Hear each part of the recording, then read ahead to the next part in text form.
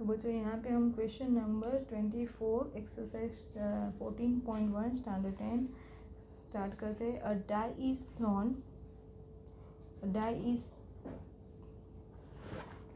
twice. What is the probability that 5 will not come up either a time and 5 will not come at least once?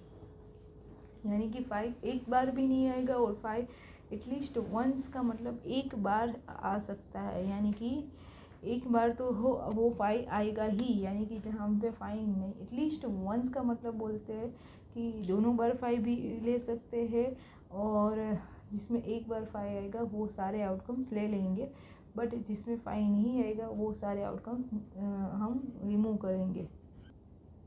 तो हमें यहाँ पे 2 dice बोला है, तो 2 डाइस के आउटकम्स कितने होंगे वो हमें डिसाइड करना है यहाँ पे। सॉरी 2 डाइस नहीं, एक ही डाइस बोला गया है। अ डाई इज थ्रोन ट्वाइस, एक ही डाइस को हमें 2 बार थ्रो करना है और ऐसा बोला है कि एक डाइस को 2 बार थ्रो करना है, या आप बोले हिंट दिए थी हुई throwing a dice twice and throwing a 2 dice simultaneously, यानी कि जैसे हमने कॉइन में आपको समझाया था कि एक ही बार में हम साथ में थ्रो कर रहे हैं या बारी बारी से थ्रो कर रहे हैं, दोनों के आउटकम सेम रहते हैं। तो आपको ये मालूम है यहाँ पे कि अगर 2 डाइस को हम थ्रो कर रहे हैं उसका रिज़ल्ट क्या हो सकता है। अगर 2 डाइस को साथ में, तो दोनों डाइस पे 1-1 आया, 1-2 आया, ये हम कर चुके थे। अभी फर्स्ट क्वेश्चन ये है कि दोनों डाइस को थ्रो करें और आपकी ये प्रोबेबिलिटी फाइंड करनी है कि दोनों में, फर्स्ट में है 5 will not, probability 5 will not come up, 5 will not come up either a time, यानी 5 जो है वो कभी भी आ नहीं रहा है, तो उसकी प्रोबेबिलिटी क्या होगी।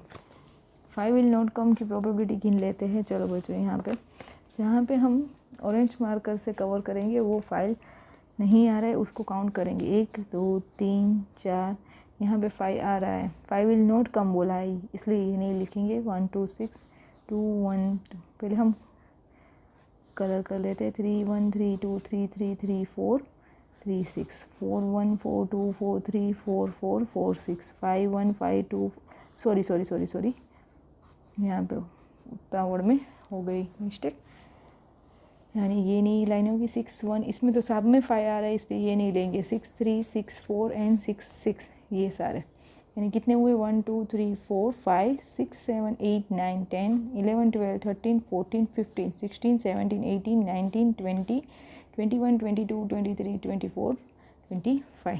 या आप ये भी ऑब्ज़र्व करो तो टोटल आउटकम्स हमारे होते हैं 36 में से 1 2 3 4 5 6 और ये 7 8 9 10 और ये 11 माइनस करेंगे तो भी हमें आंसर मिल जाएगा, पर हम अभी गिन चुके हैं तो वैसे ही लिख रहे हैं कि favourable outcomes,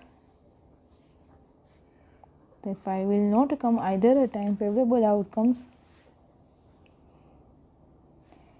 is equal to 25, probability A is equal to favorable outcome upon total outcome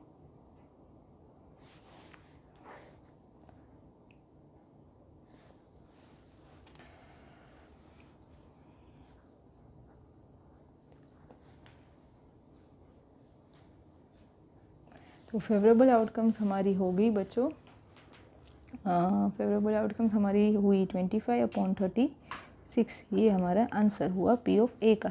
then second question में आपको बोल रहे हैं कि 5 विल कम एटलीस्ट वंस, आपको पूछ रहे हैं कि 5, यहाँ पे आप देखो 5 will come at least once, 5 will come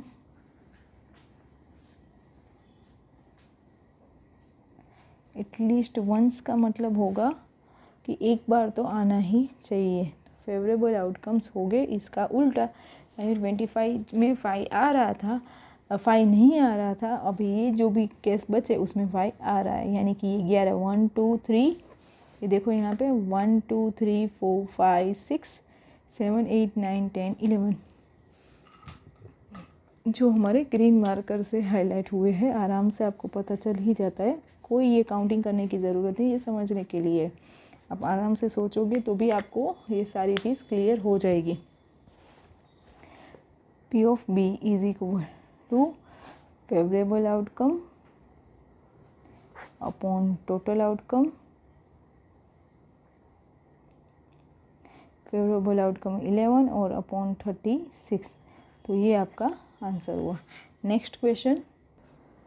so next question में आपको बच्चों बोल रहे हैं कि if which of the question number 25 which of the following arguments are correct and which are not correct give the reason for your answer. तो हमें यहाँ पे ये क्वेश्चन में आंसर सही है कि नहीं, स्टेटमेंट सही है कि नहीं, वो बताना है। If 2 coins are tossed simultaneously, यानी कि एक साथ में 2 कॉइन्स को थ्रो किया जा रहा है, there are 3 possible outcomes, 2 heads, 2 tails और 1 ऑफ ईच, यानी कि एक हेड आएगा और एक टेल आ सकता है, ये यानी दोनों हेड आ सकते हैं, दोनों टेल आ सकता है, एक हेड और एक टेल आएगा। अगर ऐसा हो रहा है तो therefore for each of this, यानी कि ये सारे चांसेस के लिए, फॉर ये सारे इवेंट्स के लिए, for each of this outcomes the probability is 1/3। तो फाइंड कर लेते हैं कि अगर ये ऐसा हो रहा है तो कैसे हो रहा है। ठीक है, सो यहाँ पे हम फाइंड करते हैं कि प्रोबेबिलिटी आपको फाइंड करने की बोली है। सम नंबर 25 स्टेटमेंट में को बोला गया है कि if 2 heads comes, so probability of 2 head comes is equal to probability 2 head comes. तो पहले तो हमें ये फाइंड कर लेते हैं कि टोटल आउटकम्स हमें कितने होंगे।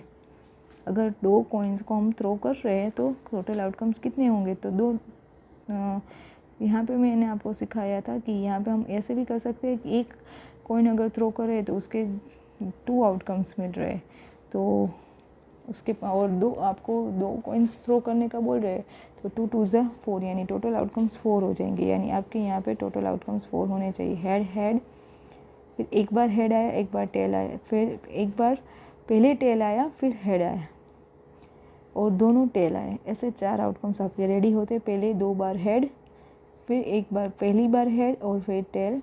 इसमें भी आप ऐसा टेबल बना के कर सकते हो, जैसे कि यहाँ पे हेड एंड टेल लिखा, यहाँ पे हेड एंड टेल लिखा, यानी ये दोनों पॉइंट्स आपके हो गए अलग अलग से, अगर उसको हम थ्रो कर रहे हैं। तो अभी इनको मिला लो आप, head TH, HT and TT। ऐसे करके भी टेबल से भी आप ये आउटकम्स निकाल सकते हो। अभी आपको क्वेश्चन की तरफ जाते हैं। 2 हेड कम्स, उसकी प्रोबेबिलिटी कितनी है बच्चों, 1। एक ही बार आ सकता है, तो फेवरेबल आउटकम्स हुए 1 और टोटल आउटकम्स 4। तो प्रोबेबिलिटी होगी 1/4 is not equal to 1/3, right. And second P 2 tail comes, वो भी फाइंड कर लेते। उसके प्रोबेबिलिटी भी, फेवरेबल आउटकम्स भी एक रहेगा, तो एक ही बार T आता है, तो favourable outcomes 1 and 1/4 answer. 1/4 answer probability का हुआ, तो ये भी 1/4 इज़ नॉट इक्वल टू 1/3, यानी कि टेल आने के चांसेस जो है हमारे वो भी 2 नहीं है, सॉरी वो भी 1/3 नहीं है। एंड थर्ड कंडीशन आपको ये बोली गई थी यहाँ पे कि 1 ऑफ ईच, यानी कि 1 ऑफ ईच का बोला गया था कि एक टेल हो और एक हेड हो। Then probability of 1 head and 1 tail comes is equal to 1 head and 1 tails comes. तो उसके टोटल 2 आउटकम्स होते हैं बच्चों। कितने आउटकम्स होते हैं यहाँ पे देखो आप, ये 2 आउटकम्स होते हैं, ये वाले HT एंड TH। तो 2 आउटकम्स हुए, इसलिए यहाँ पे हम लिखेंगे 2/4। कटिंग करेंगे तो ये भी होगा 1/2 तो 1/2 इज़ नॉट इक्वल टू 1/3, यानी कि तीनों में 1/3 कहीं पे सेट ही नहीं हो रहा है।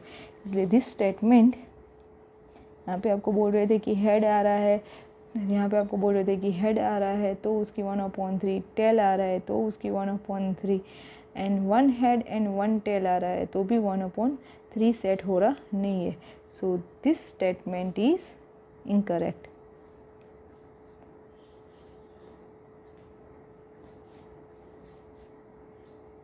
Is not correct. नेक्स्ट आगे दूसरा स्टेटमेंट जो है वो क्लियर करते। नेक्स्ट क्वेश्चन में आपको बोला है बच्चों कि मतलब नेक्स्ट स्टेटमेंट में आपको बोला if a die is thrown there are 2 possible outcomes, an odd number और an even number, therefore the possibility of getting an odd number is 1/2। आपको बोल रहे हैं कि एक डाइस को थ्रो कर रहे हैं तो उसके 2 आउटकम्स हो सकते हैं, या तो वो नंबर ओड होगा या तो वो नंबर इवन होगा। तो इसकी प्रोबेबिलिटी जो है वो 1/2 है। वो कैसे साबित करेंगे? क्वेश्चन अब अगर आप अच्छे से कर लोगे बच्चों तो क्वेश्चन बहुत ईजी होते। अभी 1 डाई है तो उसके टोटल आउटकम्स कितने होंगे? 1 2 3 4 5 6। अभी probability of a number is odd number is equal to, odd number कितने हैं बच्चों यहाँ पे? 1 3 5, यानी कि 3/6। कटिंग करेंगे तो 1/2। Then second P, a number is even number, probability of number is a even number is also 2 4 and 6। 3 outcomes इसके भी हुए तो 3 आउटकम्स के हिसाब से 3/6 इसका भी वो कटिंग करेंगे तो 1/2। 3 1 ज़ा 3, 3 2 ज़ा 6, 3 3 कट हो जाएगा इसलिए इसका बचेगा 1/2। तो ये 1/2 1/2 दोनों आ रहा है। सो ये इवेंट का अगर हम कर रहे हैं तो ये आंसर सही आ रहा है कि ये जो है आंसर सही आ रहा है कि 1/2 इसके आंसर मिल रहे। So this statement is correct. Okay, इसी के साथ बच्चों की आपका ये चैप्टर प्रोबेबिलिटी जो है वो ख़त्म हो रहा है। एंड बहुत इजी चैप्टर है, अच्छे से प्रैक्टिस करोगे तो 3 मार्क्स का यहाँ पे आपको सम मिलेगा और थोड़ी सी कैलकुलेशन के साथ आपके 3 मार्क्स अच्छे से कवर हो सकते हैं। चलो मिलते हैं next chapter. Till then bye bye.